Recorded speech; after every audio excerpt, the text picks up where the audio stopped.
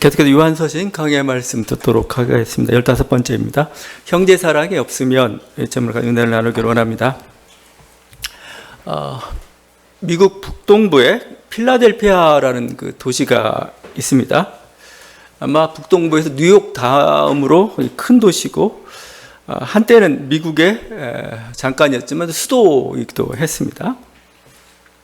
근데 이 필라델피아라는 그 지명이 좀 굉장히 아름다운데 필라델피아는 헬라어에서 유래를 했습니다. 필라 앞에가 필로스입니다. 사랑이라는 뜻을 가지고 있죠. 델피아는 아델포스에서 형제라는 뜻을 가지고 있습니다. 그러니까 필라델피아는 형제 사랑 교회입니다. 우리 한국에도 이쪽은 사랑이라는 도시, 형제 사랑이라는 도시, 좀 주목할 만하죠. 근데 이 형제 사랑이라고 오늘 설교 제목도 그렇지만 이 형제 사랑은 실은 이 아메리카 합중국, 소위 우리가 미국이라고 부르는 미국의 건국 정신이 바로 형제 사랑입니다. 1600년대 청교도들이 이 아메리카로 넘어왔죠. 미국으로 건너왔습니다. 아마 최초로 1620년에 메이플라워를 타고 영국에서 이제 청교도들이 넘어왔죠. 신앙의 자유를 찾아서 102명이 이렇게 미국으로 정착했습니다. 이쪽으로 향해서 왔습니다. 그런데 항해 과정에서 또 이쪽에 극심한 추위와 여러 가지 기근 이런 것 때문에 1년 만에 거의 절반이 다 죽습니다. 50명 정도만 살아남습니다. 그만큼 열악했던 그런 환경이었죠. 굉장히 척박한 상황입니다. 이 척박한 상황에서 그들이 위기를 돌파할 수 있던 힘이 어디 있었느냐? 다름 아닌 바로 이 형제 사랑에 있었습니다. 그렇죠? 서로 돕고 연대해야 그 위기를 이겨낼 수가 있었기 때문에 형제 사랑은 그들한테 생존의 몸부림이었다고 볼 수도 있죠. 이 형제 사랑의 정신은 그 이후에도 계속해서 청교도들이 계속 강조를 하게 됩니다. 그로부터 10년 후에 1630년에 그 아벨라호라고 해가지고 이게 또 이 청교도를 또 싣고 아메리카로 향합니다. 출발하기 전에 존 윈스롭이라는 사람이 설교를 합니다. 존 윈스롭은 평신도입니다. 평신도인데 나중에 이쪽 보스턴 지역에 정착해가지고 12번이나 주지사를 했습니다. 그리고 하버드 대학 설립했던 인물이기도 하고 그렇습니다. 존 윈스롭이 이 1시간에 걸쳐서 설교를 했는데 그냥 역사가들은 미국 역사가들이죠. 과거 1000년간 있었던 가장 위대한 설교라고까지 얘기를 했어요. 왜냐하면 거기에는 미국의 이상을 밝히고 있었기 때문에 그렇고 이 존 윈스롭의 설교는 미국 대통령 취임사에도 가끔 이렇게 인용이 되기도 하고 그렇습니다. 근데 그 설교 제목이 평범합니다. 위대한 조국의 건설 이런 식이 아니었어요? 기독교 자비의 모델입니다. 설교 제목이. 체리티라는 단어를 써가지고 기독교 자비의 모델 이런 제목을 썼어요. 그 설교 제목처럼 형제 사랑을 강조하는 설교입니다. 그 일부분입니다. 우리는 형제 애정으로 서로를 대접해야 합니다. 우리는 다른 사람들이 필요로 하는 것들을 공급하기 위해 기꺼이 우리 사치품들을 스스로 줄여야만 합니다. 우리는 모든 온유함과 정중함과 인내와 관대함으로 함께 친밀한 교제를 격려해야 합니다. 우리는 서로를 기뻐해야 합니다. 다른 사람의 처지를 자신의 것처럼 삼아야 합니다. 함께 기뻐하고 함께 울고 함께 수고하고 함께 고생해야 합니다. 이게 주로 이런 논조를 해가지고 구약 말씀, 신약 말씀 막 인용해 가면서 왜 우리가 형제 사랑을 해야 되는지 이런 모습들을 보여주고 말씀입니다. 말씀을 전하고 있죠. 결국 미국은 이 형제 사랑의 기초에서 미국이 건설이 됐고 이 형제 사랑을 실천한 역사이고 그 다음에 형제 사랑을 확대해간 역사입니다. 처음에 형제 사랑은 청교도들이었죠. 자기들 청교도들. 근데 이 청교도들 무리 안에 이제 인디언들이 들어갈 수 있는 없는지가 논쟁이 됐지만 인디언들이 들어가야 되는 거고 이제 나중에는 이제 흑인 노예들이 이 형제 사랑 안에 들어가고 좀 이후에는 또 여성이 형제 사랑이잖아요. 자매 사랑이 없었어요. 근데 여성이 들어가는 거고 이제는 뭐죠? 모든 전 세계에 있던 전 세계에 있는데 어떤 미국을 향해서 왔던 그 모든 이방 민족들, 소수 민족들, 소수자들, 그들까지도 이 형제 사랑에 집어넣는 그 과정, 그게 바로 미국의 역사고 미국의 건국 정신이라고 할 수가 있죠. 그런 면에서 지금 트럼프가 벌이고 있는 이 이민 규제 정책이나 여러 가지 것들은 사실은 미국의 건국 정신에서 지금 이탈하고 있는 거라 좀 보고 봐요. 이 형제 사랑의 정신이 실제 미국 사회에 다 들어가 있습니다. 그래서 뭐 요즘은 어쩌면 예전 몇 년 전까만 해도 그 상속세 폐지하겠다 했는데 그에 대한 반대 운동들을 누가 벌였냐 하면은 부유층들이 벌였어요. 상속세 폐지하면 안 된다. 그죠? 그럼 불평등을 만들어내고 결국 형제 사랑에 위배된다는 겁니다, 이게. 그래서 오히려 또 어떤 사회나 취약계층을 향한 어떤 활발한 기부 문화, 어떤 구제 문화는 바로 이 형제 사랑에, 뭐 록펠러 같은 사람도 굉장히 보면 굉장히 독과점을 했고 굉장히 수전노아 같은 그런 사람이지만 구제는 합니다. 항상 사회를 향한 어떤 기부, 기여 항상 했던, 그게 뭐냐면 결국은 몇몇이 흘러오는 이 형제 사랑의 정신이 미국 사회에 이렇게 들어가 있는 거죠. 이게 그에 비하면 우리 한국 사회는 어떤지 좀 답답할 때가 많아요. 한국 교회가 한국 사회에 어떤 문화를 만들어내고 있는가, 어떤 긍정적인 기여를 하고 있는가. 뭐 교회 확장하고 선교하는 거, 이건 뭐 그냥 포교 정도로 볼 수 있는 거고 세상 사람들 아무 관심이 없어요. 니네 부흥했네, 성공했네. 우리 개신교에서 그래도 세상 사람이 잘 아는 사람이 뭐 조인규 목사님 같은 경우죠. 조인규 목사님 우리 뭐 대단하다고 하지만 그냥 세상적인 눈으로 보면 뭐죠? 성공한 기업가 이상은 아니에요. 그러면 종교인이 어떻게, 교회가 어떻게 사회에 영향을 미치나, 어떤 굉장히 건전한 문화, 긍정적인 가치관들을 심어줌으로써 하는 겁니다. 그래서 기독교가 무슨 가치관을 사회에 심어주고 굉장히 중요하고 그게 기독교의 임무예요. 해야 될. 근데 그 영화나 드라마에 보는 기독교의 모습을 요즘 너무 하나의 문화가 됐으니까 흔하게 나오는데 긍정적인 모습은 아니죠. 굉장히 광신적인 모습을 항상 나타나고 반지성적인 모습, 분열적인 모습, 배타적인 모습, 굉장히 탐욕적인 모습으로 교회가 그려지고 있어요. 그건 교회가 만들어 놓은 하나의 열매예요, 사실은요. 세상은 그냥 그렇게 평가하고 있을 뿐입니다. 예전에 이제 극우 정치의 아마 중심축이, 아마 지금 벌어지고 있는 극우 정치의 핵심이 전부 기독교인들 같아요, 대부분 다. 그쪽에서 지금 모든 어떤 물질과 인원과 그 모든 것들 다 동원하고 있는 형편입니다. 지금 어떻게 보면 기독교 정신대로 사랑을 얘기하고 하나됨을 얘기해야 될 텐데 오히려 분열을 지금 촉구하고 있죠. 뭐 이것뿐만 아닙니다. 예전부터 막 국가에서 어떤 복지 정책이나 양극화 해소를 위한 노력을 하게 되면 우리는 뭐 이걸 어떻게 받아들입니까? 이 형제 사랑이 일어나는 것을 당연히 우리가 해야 되면 이렇게 되죠. 기독교 일각에서 그냥 공산주의라고 그냥 사회주의라고 몰아붙여 버려요. 그러니까 이게 참 문제죠. 세상의 빛이 아니라 세상의 근심거리가 되어 있는 게 교회의 모습이죠. 이 교회라는 게 만일은 소금이 되면은 모욕당합니다.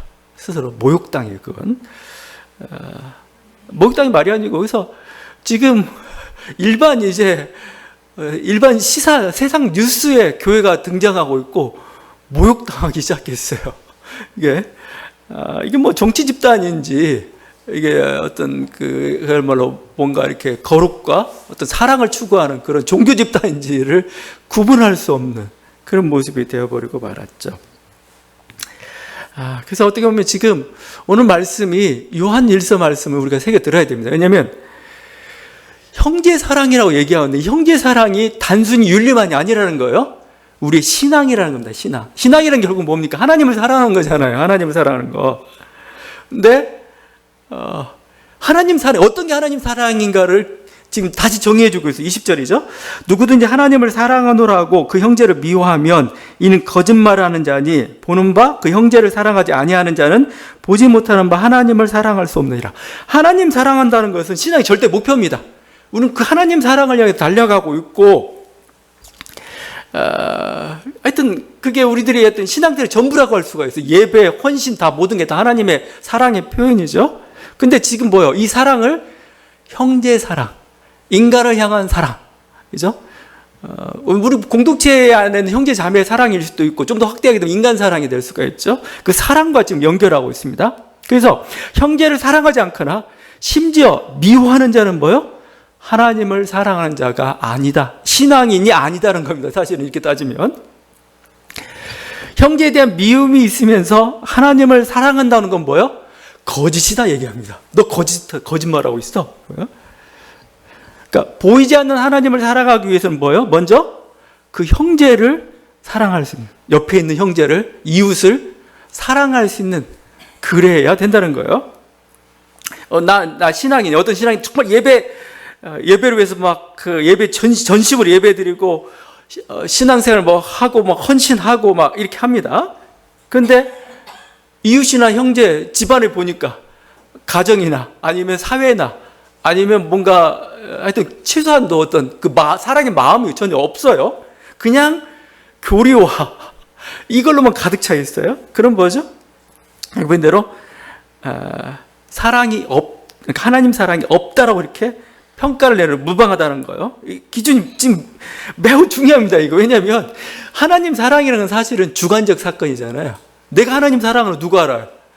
또 자기 자신도 몰라요. 내가 정말 하나님 사랑하고 있는 건가? 잘 이해가 안 가죠? 근데 하나님이 객관적 지표로 가져다 줍니다. 네가 날 사랑한다고? 그러면 뭐야?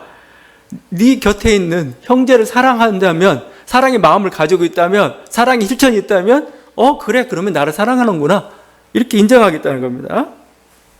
그러니까 이건 여러분 보세요. 형제를 사랑한다 해가지고 바로 하나님 사랑하고 연결되지는 않아요. 그런데 최소한 반대로 형제를 사랑하지 않으면 뭐요? 하나님을 사랑하지 않는 것은 분명합니다. 확실합니다. 내 안에 사랑이 없다면은, 사랑의 마음이 없다면은 뭐요? 그건 하나님 사랑이 아니다라고 지금 얘기하고 있어요. 지금 요한은 이걸 분리주의자, 요한의 곁을 떠나간 분리주의자, 이렇게 비판하는 겁니다.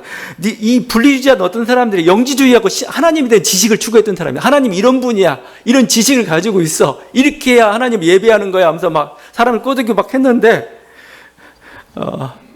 지금 요한의 평가는 너희는 하나님 사랑을 모른다, 하나님 사랑이 없다라고 표현합니다. 왜?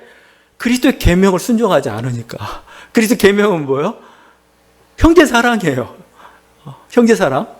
이걸 실천하지 않으면 뭐예요? 없다. 그죠?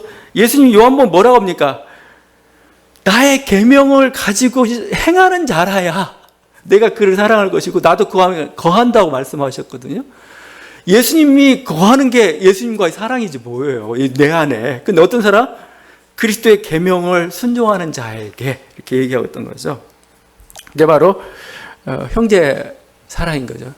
그러니까 이런 기준으로 보기도 한국교회는 문제입니다. 한국교회는 사랑이 안 보여요. 사랑이 안 보이고 교리만 가득 차 있는. 그래서 내가 이게 뭘까, 유교적 영향으로 좀 봐야 되는 거야.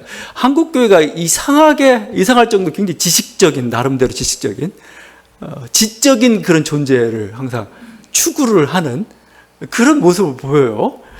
유교 사상으로 좀 봐야 되나, 뭔가 했던 원리, 지식. 근데 이 사랑이라는 건 조금 감정적인 거고 뭔가 질이 좀 떨어진다고 생각하고 있는 건지 그쪽엔 별로 관심이 이렇게 잘 안 기울여요. 민족을 향한 것도 마찬가지입니다. 민족을 향해 사랑하고 또 우리가 하나님을 사랑한다고 하면서 우리 안에 한국교회 안에 미움이 가득해요. 형제를 향한 미움. 그게 뭘까요? 그건 북한을 향한 미움입니다. 공산주의자들 향한 미움입니다. 분노와 적개심까지 가지고 있어요. 이런 태도가 지금 계속 극우 정치로 이렇게 막 표출되고 있는데, 아니면 이 미움이 어디까지 가고 있냐면 특정 정파나 정치 세력을 향한 미움까지도. 그냥 공산주의자 그 이해, 그 정도만이 아닙니다. 특정 정치 세력을 그냥 저쪽 노선이다 해가지고 이런 식으로 막 미워. 그러니까 근본적으로 동기가 미움이에요. 미움. 사랑이 없습니다. 인간을 향한. 이렇게 미움을 가득 안고서 통일을 얘기하고 평화를 얘기하고 정의를 위해서 기도하면 하나님 들어주실까? 그냥 먼저 사랑부터 해, 이거예요. 네 마음에 그 미움이 가득한데 무슨 통일이야, 이거. 무슨 평화야, 이거예요.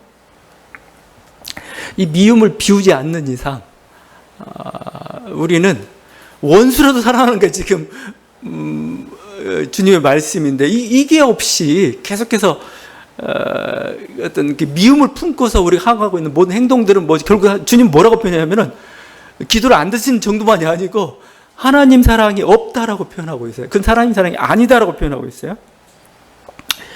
여기에 미움이 있으면 어떻게 되는 줄 아세요? 결국은 나타나게 되어 있어요. 그러니까 그냥 미움을 품고 있으면 그냥 뭐 이렇게 하나님 사랑이 없다 이 정도 차원이 아니고 우리가 미움을 품고 있으면 이게 뭐요? 하나님이 정말 기뻐하시지 않는 안 좋은 모습으로 나타나기 시작해요. 그게 폭력과 살인으로 나타나기 시작합니다. 이번 주에 뭐 계속 지금 한국교회가 극우 정치와 편승해가지고 헛발질을 많이 하고 있는데 이번에 아주 대대적인 헛발질 하나 더 했어요. 그 장신대 은퇴 교수 있습니다. 소기천 교수라고 있습니다. 은퇴했는데 그 장신대 교수, 신약학 교수 출신입니다. 근데 그 중간에 그런 얘기에서 야당 대표에 대한 어떤 암살 음모 같은 게 좀 나왔습니다. 근데 페이스북에다 아예 이렇게 올려버렸어요. 야당 대표의 암살 시도가 성공하기를 바란다. 뭐 이런 식으로 아예 그냥 마음속에 있는 걸 그냥 그 페이스북에다 올려버렸습니다. 뭐 몇 가지 일이 있는데 도무지 사회상을 바라보는 눈이 달라요. 오히려 야당 대표가 내란 수계라고 해요. 그리고 내란범을 오히려 옹호하는 글들을 써내고 있어요. 그러니까 정의에 대한 개념 자체도 없는. 그래서 이게 이게 지금 이게 장신대 한국 최대 교단 예장 통합책이죠. 거기 교수에다가 신약학 거기서 수많은 신학생들이 배웠을 텐데 뭘 배웠을까? 제가 얘기하고 싶은 그러면 이 사람이 정말 신앙이 없는 사람인가? 한국 교회 기준으로 보면 신앙이 좋은 사람. 왜냐하면 한국 교회 신앙은 교리예요. 교리에 충실한 걸 신앙으로 생각하는데 아닙니다. 지금 요한은 뭐요? 사랑이 없으면 교리에 충실한 자는 하나님 사랑이 없는 거고 사랑 없이 교리에 충실한 자가 어떻게 돼요? 광신도가 되는 겁니다. 광신도가 누구예요? 결국은 사랑이 없는 사람이 제가 보니까 이념에만 이렇게 몰두한 사람이 광신도예요. 누가 대표적인 바리새인들입니다. 바리새인들이 개인적으로만 얼마나 착하고 괜찮은 사람인지 모릅니다. 그 마음 중심 동기가 사랑이 아니고 교리니까 뭐예요? 자기 교리에 위배되면은 그냥 가차없이 죽여도 좋을 정도까지 이렇게 가버리는 거죠. 그러니까 교리가 앞서가면 어떻게 돼요? 빛과 어둠을 나눠요. 사람을. 근데 여러분이 생활하다 보면 사람을 빛과 어둠으로 나눌 수 있나요? 못 나눠요, 그거. 굉장히 미묘한 게 있어요. 근데 이 이념주의자들은 아주 과감하게 빛과 어둠을 나눠버립니다. 뭐 나눌 수 있다고 봐요. 근데 어디까지 가는지 어둠의 자식들은 죽여도 싸. 여기까지 가요. 이게 문제입니다. 이게 그래서 결국 폭력으로 이렇게 나가고 말죠. 매우 위험하고 폭력적인 존재가 되죠. 중세 십자군들은 결국 뭐예요? 다른 게 아니라 이념으로 교리로 뭉친 자들이죠. 그냥 폭력 집단이었을 뿐입니다. 폭력 집단이 이슬람권을 향해서 공격한 것밖에 되지가 않아요. 왜? 사랑이었기 때문에. 해방과 6.25 한국전쟁 와중에 서북청년단이라는 게 결성이 돼서 굉장히 잔악한 짓을 많이 했죠. 수많은 인명을 살상을 했죠. 근데 서북청년단의 주요 구성층이 영락교회 비롯해서 이 남쪽으로 이렇게 남향한 이런 어떤 실향민들이죠. 그들 중심의 기독교인들이었어요. 그들 중심으로 서북청년단을 만들었고 그냥 인명살상하는데 주저함이 없었어요. 마귀의 자식 죽어도 싸. 이런 논리니까요. 사랑이 없으면 아무리 마귀의 자식 저 사랑해요. 이렇게 생각하고 계시죠? 얘가 이념적으로 나와 반대인데 내 자식이에요. 그럼 어떻게 됩니까? 그냥 못 죽이죠. 이걸 어떻게 자기 자식 이념 다르다고 죽여요? 못 죽이죠. 사랑이 그렇다는 겁니다. 사랑이. 주저하게 되죠. 주저하게 되고 고민하게 되죠. 하나님 뜻이 뭔가. 이게? 그러니까 사랑이 있으면 뭐 폭력으로 안 간다는 말입니다. 사랑이 있으면 뭐 여러 가지 생각도 해보기도 하고 여러 가지 가능성을 찾아보기도 하고 왜 그랬을까 하나님 뜻도 물어보기도 하면서 답을 찾아가요. 맞춰가요. 그래서 사랑이 제일 중요하다는 겁니다. 그래서 사랑이. 근데 사랑이 없어요? 이념만 남아있어요? 가차 없죠. 사도 요한은 지금 이 광신의 위험을 알고 있어요. 이 지식을 추구하는 것에 헛된 것을 알고 있어요. 니네 아무리 지식 추구해봤자 소용없어. 옆에 있는 형제 자매 사랑하지 않으면 아무것도 아니야. 그죠? 너의 지식이라는 게 오히려 너를 망칠 것이고 다른 사람도 결국 망하는 길로 이끌 것이야. 이게 지금 계속 하는 얘기죠. 그 소기천 교수 얘기했지만 이 사람은 또 뭔 특징이 있냐면 또 극렬한 반동성애주의자예요. 반동에서 주의 스피커예요. 여기저기 하면서 자기가 신약학을 배웠는데 성수에선 죄라고 하면서 막 뭐 그럴 수도 있죠. 근데 이상한 게 지금 보면은 이 반동성애 운동하고 그 창조 과학류의 어떤 반지성 운동, 그 다음에 구구적 기독교가 거의 일맥상통해요. 똑같은 행동 양식을 보이고 있고 마음도 똑같아요. 결국 뭘까? 결국은 사랑이 없다는 걸 알았어요. 그 안에 사랑이 없구나. 사랑이 없이 그냥 인연만 갖다 대니까 답이 안 나오고 이렇게 일맥상통하게 그냥 저들은 죽여도 싸 이런 식으로 가고 있구나. 이게 우파도 이게 극우는 이건 그냥 뭐 보수란 명칭을 붙일 수도 없어요. 보수도 아니에요. 극우는 그냥 뭐라 할까, 광신도 집단 내지는 그냥 옛날처럼 따지면 그냥 왕당파 정도밖에 안 돼요. 아무리 인연도 없이 어떤 독재자나 어떤 자기 세력, 어떻게 보면 어떤 조직에서 난 이 보스를 지지해 하면서 그냥 그거 지지하는 정도밖에 안 돼요. 보수는 뭐예요? 보수는 기본적으로 어떤 사람이 보수입니까? 민족에 대한 사랑을 가지고 있는 사람이 보수예요. 민족을 향한 사랑. 가장 거기서 출발하는 게 민족 사랑이 출발하는 게 사실 보수입니다. 그게. 그렇죠? 근데 이 극우는 사랑이 없으니까 뭐예요? 그거 아무것도 없어요. 그냥 그냥 나라 망해도 좋다는 태도예요. 나라가 망하게 생겼으면 보수는 어떻게 합니까? 자기 이해를 줄이죠. 안 된다. 이거 안 되죠. 그러니까 지금 보수적인 사람들은 지금 빨리 윤석열 버려야 돼요. 이 사람 가지고 우리 민족을 어떻게 제대로 해낼 수가 없어요. 이끌어갈 수가 없어요. 지금 망하게 생겼는데 이렇게 빨리 버리고 새로운 사람을 하세요. 그래야 이게 지금 뭐 하여튼 이번 주에는 결론이 나겠죠. 뭐 언제까지 이렇게 질질 끌고 있는 건지 뭐 저는 뭐 당연히 파면될 거라고 봐요. 그래서 탄핵이 결정되는데 거의 뭐 그런 분위기도 그런 것 같아요. 그런데 만에 하나 기각시킨다. 그럴 경우가 발생할 수 있으니까 그것 때문에 우리가 좀 굉장히 좀 답답하기도 한데 요즘 편하게 생각하기로 했습니다. 자, 그러면 만약에 탄핵이 기획된다면 여러분 그냥 우리나라 포기하세요. 그냥 떠나세요. 여기 살 가치가 없어요. 이렇게 서로의 한 민족으로서 서로 인정하지 못하고 이렇게 내란이라는 게 결국은 뭐예요? 저놈들 죽여도 된다는 걸로 그렇게 간 거잖아요. 그냥 자기의 욕심을 위해서 그걸 단죄하지 못하고 그걸 용인하는 거라면 뭐 필요 없습니다. 이 민족은 제가 지킬 테니까 여러분은 그냥 나 그냥 떠난다. 여기는 더 이상 이런 쪽하고 살 수 없어. 최소한도 이런 최소한 또 민족 사랑이라는 거, 어떤 그거에 대한 어떤 최소한도도 되지 않는 거라면은 그게 헌법 정신으로 우리가 구현되고 있잖아요. 그걸 단죄할 수 없는 정도의 수준이라면 이건 소망 없는 겁니다. 이거 정말 빨리 여러분이 가장 행복한 길을 찾아가야 되겠죠. 예, 하여튼 뭐 그럴 일은 없을 거라고 봐요. 근데 하여튼 하여튼 이런 겁니다. 이렇게 뭐 저는 그래서 이렇게 뭐 이단 문제도 사실 마찬가지입니다. 이단도 마찬가지로 등장하고 하는데 결국 이단은 자기 이익을 추구하는 거예요. 지식을 추구하는 거고 욕망과 불안으로 가득한 집단이에요. 제가 보니까. 그래서 이단 집단은 얼굴이 평안하지 않아요.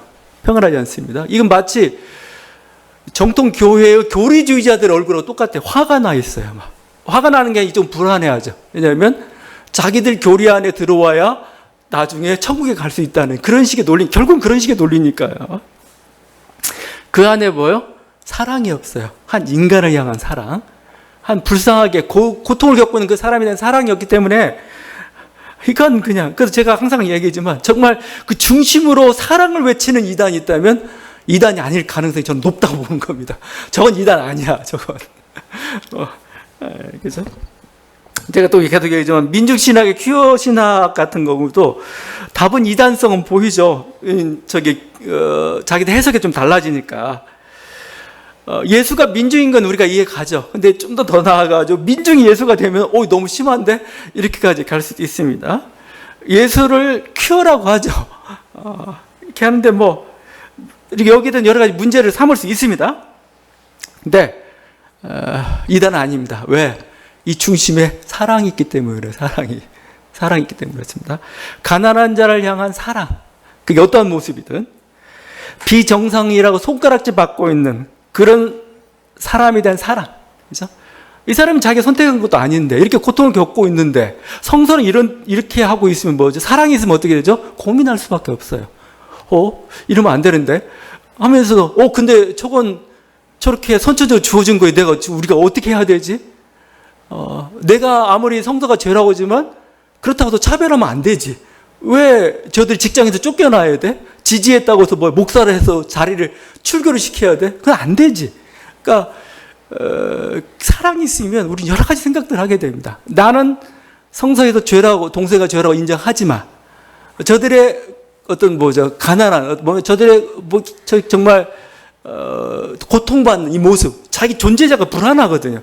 이런 존재에 대한 뭔가 사랑이 있다면은 우리는 함부로 평가를 못해요. 함부로 평가를 못하고 좀 뭔가 답을 또 찾아가려고 노력을 할 겁니다. 그래서 사랑이 중요하다는 겁니다.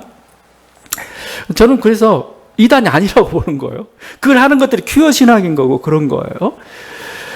저는 오히려 이 사랑이 없는 교조주의자가 오히려 이단으로 봐요.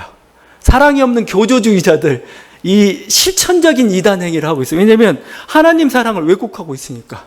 하나님이 얼마나 이 세상을 사랑한다고 하셨는데 이들은 이 사랑을 보여주지 못하고 오히려 차별과 혐오로 가고 있으니까 오히려 이들이 이단이다. 너는 실천적 이단이다. 그렇죠? 사도 요한은 이 사랑의 계명을 얘기하면서 쉽다고 하죠. 3절. 이거 쉽다. 하나님의 사랑은 이것이니 우리가 그의 계명들을 지키는 것이라. 그의 계명들을 무거운 것이 아니로다. 니고데모가 어떻게 하면 내가 영생을 얻겠습니까? 하고 왔어요. 근데 예수님은 쉽다 하랍니다. 쉽다.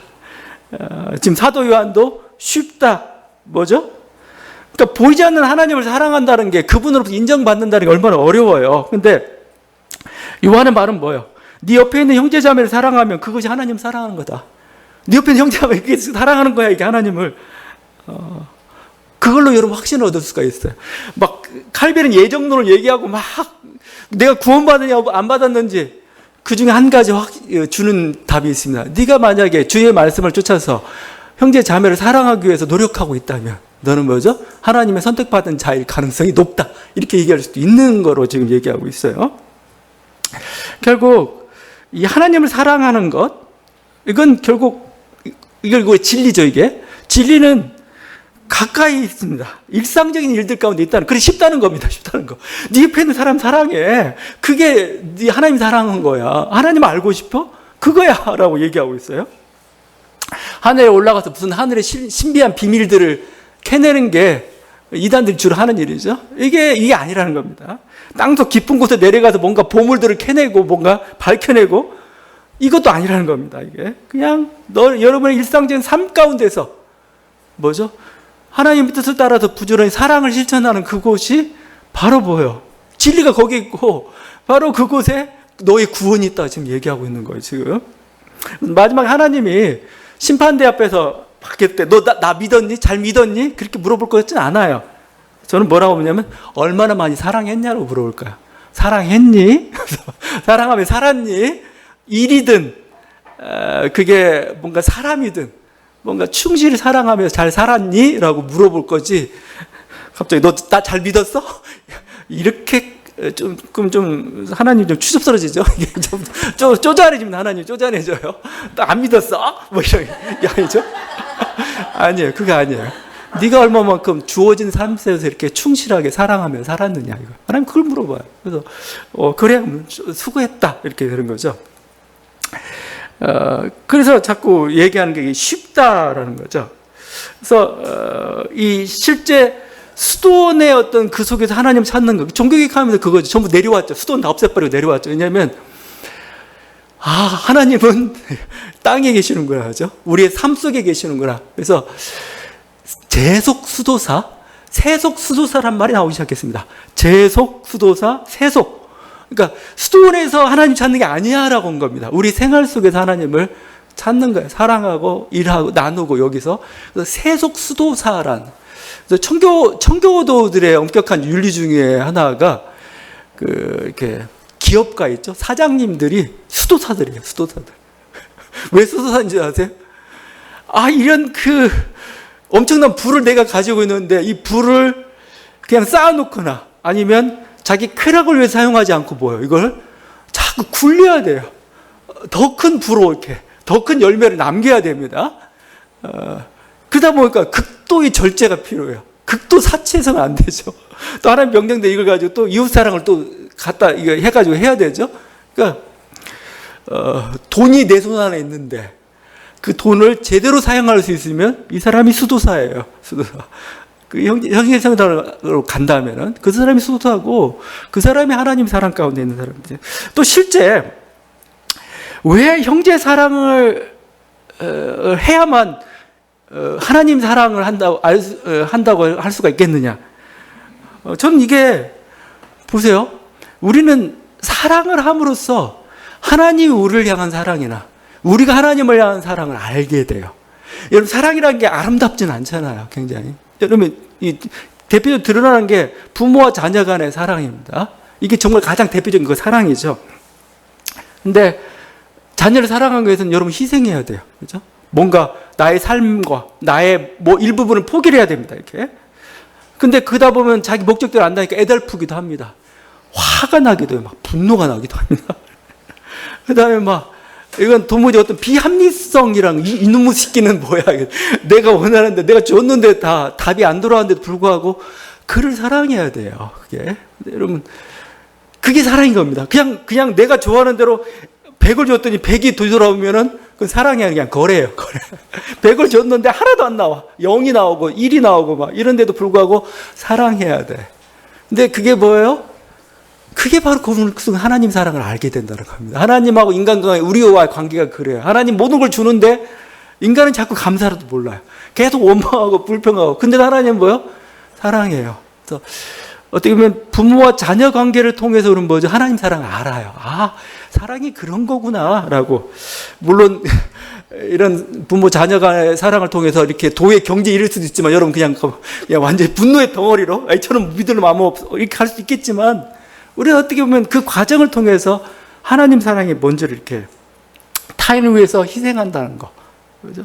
우리가 민중신앙이니 민중이지만 그 민중이라는 게 아름다운 민중이 아니에요. 얼마나 탐욕적이고 얼마나 거짓으로 가득 차 있고 그렇죠? 그런 가난한 자를 사랑하라고? 못해요. 어렵죠. 그러니까 멀리 있는 가난한 자는 사랑할 수 있겠지만 가까이 있는 가난한 자는 사랑하기 어려워요. 우리가 모습이라는 게. 하여튼 그런데 그 과정 속에서 우리는 사랑을 알아가는 겁니다. 사랑. 내 마음대로 원하는 되지 않지만 뭐죠? 그 속에서 정말 서로를 위해서 서로가 잘 되도록 해주고 그래서 우리들이 서로가 뭔가 잘못된 것들을 교정해 가면서 뭔가 이렇게 그래도 조금 비슷하게 가는 것. 아니면 반대로 우리가 하나님께 그렇게 했지만 하나님이 바로 우리를 향해서 이런 사랑을 퍼붓고 있구나. 우리가 받고 있는 것은 그 놀라운 것들인데 우리는 그 감사도 모르고 오히려 더 불평하고 있는 우리들이 존재. 그럼에도 불구하고 하나님 끝까지 사랑하고 있는 게 사랑이구나. 그래서 예수님이 제자들한테 이렇게 12제자들 놓고 요한복음 13장부터 쭉 얘기하는데 재밌는 말씀이 뭐라고 하냐면 끝까지 사랑하니라 해요. 끝까지. 끝사랑인가? 끝까지 사랑하니라 해요. 끝까지란 그 의미 속에 들어있는 게 뭐예요? 무지하고 오해하기도 하고 뭔가 엉뚱하기도 하고 어쨌든 비겁하기도 하고 그럼에도 불구하고 그 모든 걸 다 사랑하겠다는 거잖아요. 이렇게. 결국 우리는 인간 간의 모습 속에서 이 사랑들을 확인하고 나아갑니다. 그래서 여러분이 사랑이고 또 사랑하면은 계명이 쉬워져. 계명이 모든 게. 그 자녀 기른 일이 여러분 인간관계 사랑하는 일 얼마나 여러 가지 만약에 그죠? 여러 가지 자녀 기른 일이 정말 힘든 일이 많죠. 그렇지만 사랑하기 때문에 그 모든 걸 다 감내할 수가 있어요. 이게 이 사랑이라는 겁니다. 예수님이 수고하고 무거운 짐을 지고 가는 십자가의 길을 갔죠. 굉장히 수고하고 무거운 어려운 길입니다. 근데 예수님이 마태복음 11장 30 뭐라고 하냐면 내 멍에는 쉽고 내 짐은 가볍다라고요. 내 멍에와 내 짐은 가볍다. 왜 그럴까요? 사랑하기 때문에 그렇습니다. 사랑하기 때문에 그렇죠. 사랑하면은 백리길도 무거운 짐도 무겁지가 않아요. 무겁죠. 당연히 무겁지만 견딜 수 있다는 겁니다. 견딜 수 있다는 거. 그냥 뭐 억지로 가. 너 그러면 돈 얼마 줄게. 일한다고 하면 내팽개쳐 버리죠. 근데 내가 이렇게 짊어지고 제가 사니까. 그럼 뭐 제가 끝까지 갈고 가는 거. 이 사랑의 힘입니다. 사랑하면 어떻게든 길을 찾고 길을 또 없으면 만들어내죠. 답을 만들어냅니다. 이게.